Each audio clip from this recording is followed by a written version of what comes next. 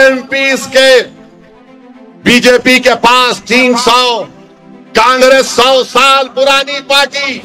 ये कौन है जो हैदराबाद की जमीन से उठकर हमारी आंखों में आंखें डालकर इन तमाम बातों को करता है?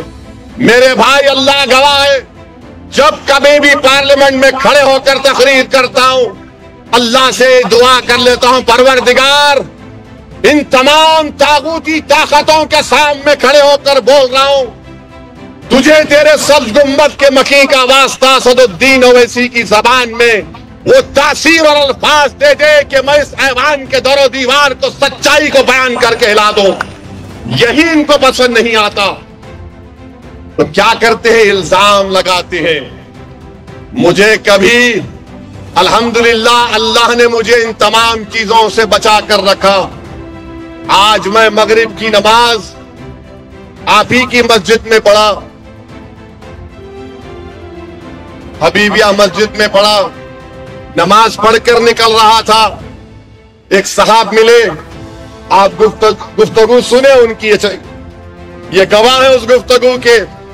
उस साहब ने कहा, असदुद्दीन ओवैसी, तुम पे रसूल अल्लाह सल्लल्लाहु अलैहि वसल्लम का बड़ा करम है।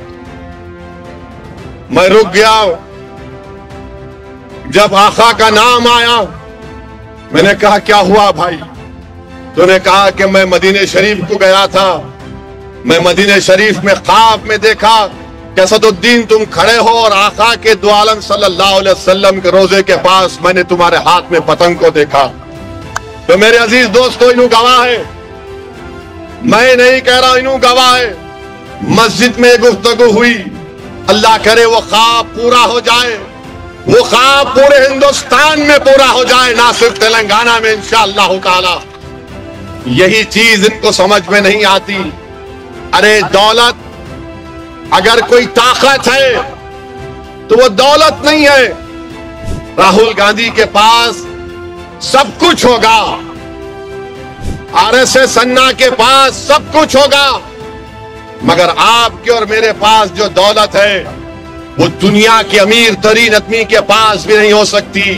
वो दौलत ये है कि आका के उम्मती हैं, वो सबसे बड़ी दौलत है। याद रखो मेरी इस बात को। यही चीज है जो मुझे इन तमाम जालिमों से के सामने खड़े होकर लड़ाती है।